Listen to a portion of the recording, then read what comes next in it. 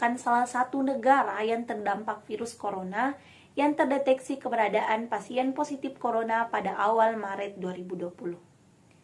Berdasarkan data resmi pemerintah melalui Kementerian Kesehatan, jumlah pasien positif corona terus terjadi peningkatan hari demi hari. Melihat hal tersebut, maka pemerintah Indonesia melalui Presiden Joko Widodo mengumumkan status penyebaran virus corona sebagai bencana nasional dan meminta masyarakat untuk tetap tenang serta mengikuti himbauan pemerintah untuk bekerja, belajar, dan beribadah di rumah. Selain itu, yang terpenting adalah melakukan social distancing atau membatasi interaksi sosial serta menjaga jarak antara individu untuk menghentikan penyebaran penularannya. Akibatnya, ancaman di depan mata pun sangat dapat diprediksi atau bahkan terlihat saat ini, yaitu krisis ekonomi global. Hal ini disebabkan karena sebagian besar negara telah menetapkan pembatasan ruang gerak baik orang ataupun barang dari dan ke luar negeri. Imbasnya, aktivitas ekspor impor pun terhenti dan suatu barang tertentu dapat mengakibatkan devisa negara pun menjadi menurun. Selain itu, penyebaran virus corona yang begitu kesat membuat keuangan negara-negara di dunia termasuk di Indonesia mengalami gangguan dan berada pada kondisi yang memprihatinkan. Hal ini dikarenakan sebagian besar keuangan negara harus dialokasikan untuk menghentikan virus mematikan tersebut. Belum lagi harga bahan pokok yang semakin hari membumbung tinggi yang jelas memberatkan masyarakat. Tak kalah peliknya, banyak masyarakat yang terpaksa kehilangan pekerjaannya sementara akibat dihentikannya operasional tempat mereka mencari nafkah. Dalam perspektif geostrategi atau ketahanan nasional, daya tahan kita sebagai bangsa telah diuji dimulai dari ketangguhan masyarakat dalam menyiapkan kondisi kesehatan yang prima untuk bertahan melawan virus corona tersebut, hingga kepada aspek sosial dan ekonomi yang sangat mempengaruhi kehidupan mereka ke depannya. Perpaduan elemen kekuatan nasional baik militer maupun non-militer memang sangat dibutuhkan mengantisipasi kemungkinan yang akan terjadi ke depannya. Kepatuhan masyarakat atas himbauan pemerintah menyikapi penyebaran virus corona serta solidaritas sesama warga negara untuk saling tolong-menolong dan bergotong royong saling dibutuhkan dalam menghadapi bencana nasional ini. Namun, sayangnya ada saja oknum masyarakat yang mengambil keuntungan pribadi dengan menimbun kebutuhan bahan pangan serta produk kesehatan seperti masker dan hand sanitizer sehingga terjadi kelangkaan dan kemungkinan kemudian menjualnya dengan harga berkali-kali lipat. Tak hanya itu, kejahatan di dunia maya pun meningkat seperti penyebaran berita bohong atau hoax terkait virus corona. Hal ini dapat menyebabkan ketakutan dan kepanikan di masyarakat. Tak hanya itu, ada saja para politikus yang mencari panggung di tengah penderitaan masyarakat biasa melawan virus corona. Pada situasi seperti ini, dibutuhkan solidaritas seluruh stakeholder bangsa ini untuk bersama-sama memberantas virus corona sebagai momen kembalinya integrasi nasional untuk memperbaiki kondisi bangsa. Pemerintah harus berperang sebagai komando dan garda terdepan untuk melawan virus corona.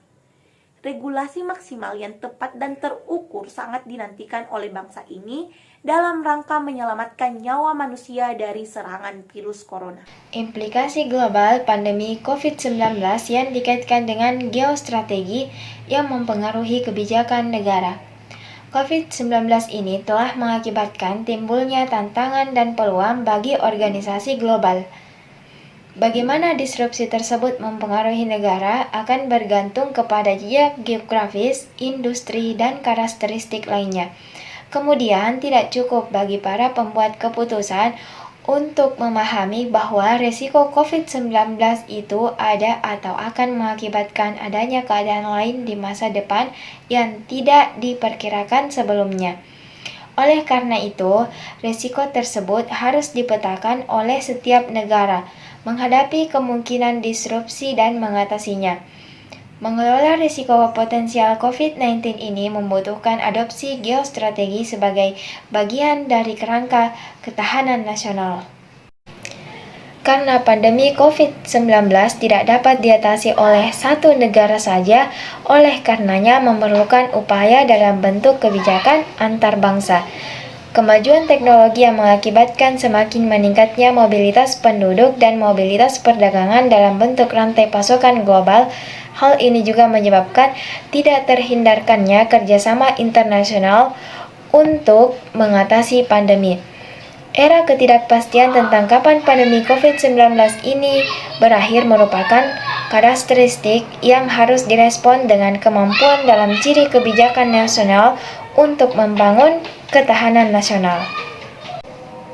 Pandemi COVID-19 ini kita ketahui hadir secara tidak diprediksi di tengah era teknologi saat ini.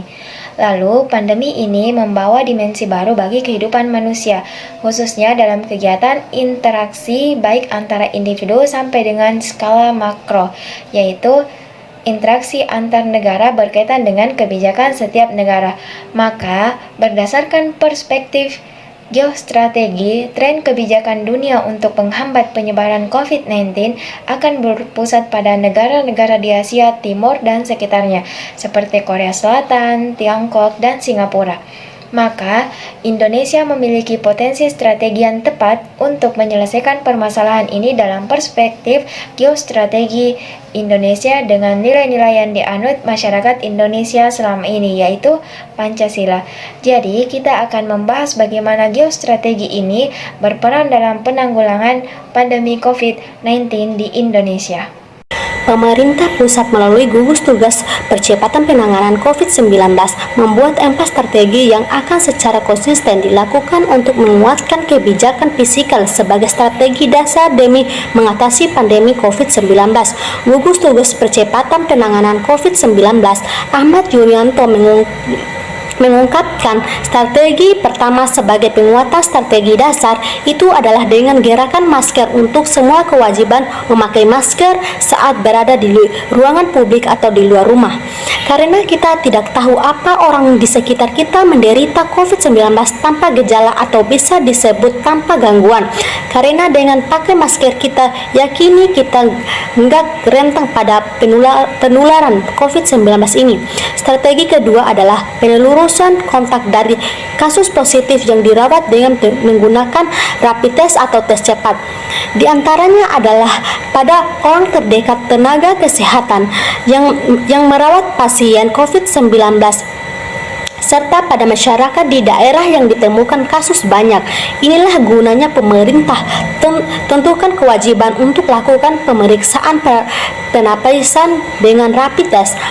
Alat rapid test sudah didistribusikan lebih dari 450.000 ke seluruh Indonesia.